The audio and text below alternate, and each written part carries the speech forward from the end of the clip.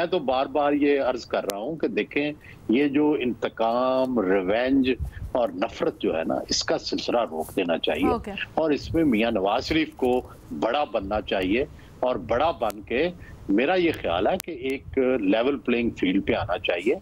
और अगरचे तहरीक इंसाफ ने गलतियां भी की हैं तो कभी कहीं तो उसको रोकना है ना, तो एक दफा सबको माफ कर दें। और जो बिल्कुल जिस तरह जनूबी अफ्रीका में हुआ था, जिस तरह पाकिस्तान में चार्टर ऑफ डेमोक्रेसी साइन हुआ था, उस तरह का एक चार्टर साइन होना चाहिए। अच्छा, वैसे हम सुन रहे हैं इस तरह की बातें, आज राना सनाउल्लाह साहब ने भी कुछ इस तरफ इशारा किया है। मियां साहब ने भी उस दिन अपनी वापसी पे जो तकरीर की उसमें कहा कि हम इंतकाम नहीं लेंगे, लेकिन फ़खर ये बहुत बड़ी बात होगी अगर वो पाकिस्तान तहरीक इंसाफ और चेयरमैन तहरीक इंसाफ के लिए बोलेंगे। आप क्या समझ रहे हैं, क्या ऐसा हो सकता है?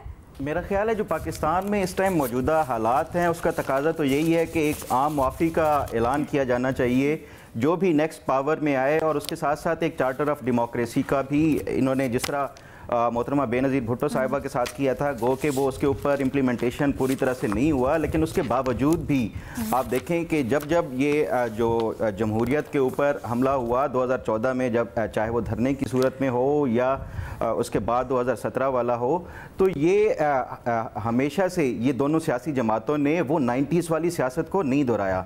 लेकिन इमरान खान की जो सियासत देखें, उनका ट्रैक रिकॉर्ड देखें, माजी में भी ये हमेशा से जब भी इनको ब्रीदिंग स्पेस मिलती है ये अपने अपोनेंट्स को बिल्कुल दबा देते हैं।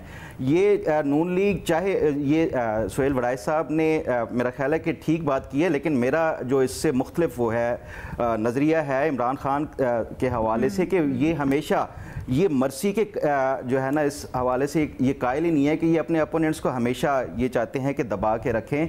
ये नून लीग आए हुकूमत में या कोई भी सियासी जमात आए, ये सोचना चाहिए इनको पहले इमरान खान के साथ हाथ बढ़ाने से पहले कि क्या आपने देखा 2013 में जब इमरान खान का जब वो गिरे स्टेज से, उसके बाद नवाज शरीफ ने एक गुडविल जेस्चर के तौर पे ये गए उनके हॉस्पिटल में, उनकी अयादत भी की, लेकिन उसके बाद जैसे ही इमरान खान ठीक हुए उन्होंने टारगेट नंबर 1 ही हमेशा से ये उसी को बनाया। ये इमरान खान की जो शुरू से अगर आप सियासत को फॉलो करें तो ये इस चीज़ के कायल नहीं है, क्योंकि उनकी सियासत ही इसी के ऊपर कायम है और जो हमेशा से वो करते हैं। मैं एग्री नहीं करता कि ये आप बिल्कुल खुलकर, अगर आपकी राय मुख्तलिफ भी है आप उसको खुल के इजहार कर सकते हैं। हम सुहेल साहब के पास वापस जाएंगे, सुहेल साहब से पूछेंगे, फिर आप उसका बिल्कुल जवाब दीजिएगा। सुहेल साहब जी, फ़खर समझते हैं कि क्योंकि इमरान खान साहब पहले भी कभी रेसिप्रोकेट नहीं किया था और जहां गुंजाइश मिलती है वहां अच्छाई का जो जवाब होता है वो अच्छाई से नहीं बल्कि और सख्ती से देते हैं, तो इस वक्त नहीं ऐसे करना चाहिए। जी, गुजारिश ये है कि जब नवाज शरीफ साहब सियासत में आए हैं ना, फ़खर साहब को शायद याद हो या ना याद हो, उस वक्त भी यही कहा जाता था कि नवाज शरीफ की सियासत ही ये है कि वो दूसरों के खिलाफ जो है वो महाज खड़ा करें, और मोहतरमा बेनज़ीर भुट्टो और पीपल्स पार्टी के खिलाफ उन्होंने महाज खड़ा किए रखा। लेकिन जब वो खुद ट्रबल में आना शुरू हुए तो उसके बाद उन्हें ये एहसास हुआ कि चार्टर ऑफ डेमोक्रेसी होना चाहिए।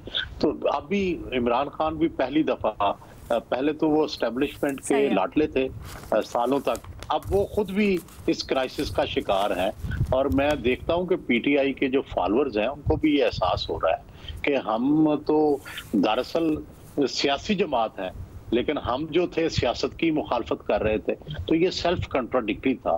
तो मेरा ख्याल है कि कहीं ना कहीं इमरान खान को भी ये एहसास जरूर होगा कि वो गलती करते रहे हैं, सियासी जमातों से मुज़ाकरात ना करके, उनके साथ ना बैठकर, और अपनी सारी जो है उन्होंने अपनी उम्मीदें एस्टेब्लिशमेंट से वाबस्ता कर रही।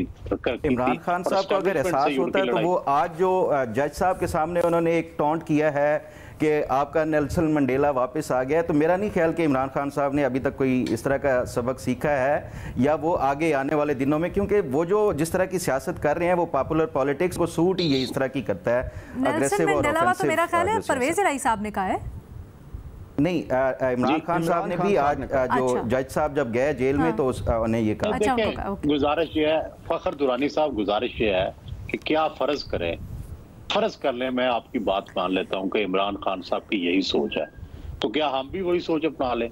क्या हम भी उन्हें उठने ना दें और मारें? जिस तरह वो मारते रहे हैं। नहीं, इसका जवाब जो है वो बेहतर रवैया है, जमहूरियत है, इसका जवाब टॉलरेंस है, इसका जवाब नफरत का जवाब भी मोहब्बत है। और नफरत का जवाब नफरत देंगे तो क्या उससे मामला हल हो जाएंगे? ये तो करते रहे हम, तो उससे क्या? Let's just agree to disagree on this one. Let's just agree to disagree on this one. लेकिन मुझे एक पॉइंट बताना चाहूंगा सुहेल साहब से। अगर ये आप 99 का कू देखें, उस टाइम जब पीपल्स पार्टी का उन्होंने मिठाइयाँ बांटी, फिर उसके बाद भी आप देखें पीटीआई, तो मेरा नहीं ख्याल कि ये जो रेसिप्रोकेट करने वाली बात सुहेल साहब की, ये जी, तो मैं नहीं समझता कि ये सियासत हमेशा से, मैं खुद सुहेल साहब के भी अक्सर ये दलाइल सुने हैं कि ये बड़ी बेरहम होती है। आप जब तक अपने जो अपोनेंट हैं उसको ये सियासत में हमेशा पछाड़ के ही आगे बढ़ते हैं, तो ये सियासत नाम ही इसी चीज़ का है कि बेरहमी से अगर आपने अपने अपोनेंट को वो ना किया तो वो आपको पछाड़ देगा। लेकिन पछाड़ने का क्या ये तरीका है जो इस वक्त चल रहा है? पछाड़ने के सियासी मैदान में और भी तरीके हैं।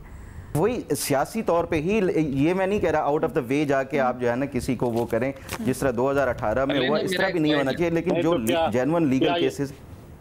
एजाज मुख्तसर क्या ये मेरा अच्छा सोहेल साहब कुछ सवाल जा रहा है, जिस तरह नवाज शरीफ को पिछाड़ा गया, क्या वो सियासी तरीका था? क्या ये जमहूरी तरीका है?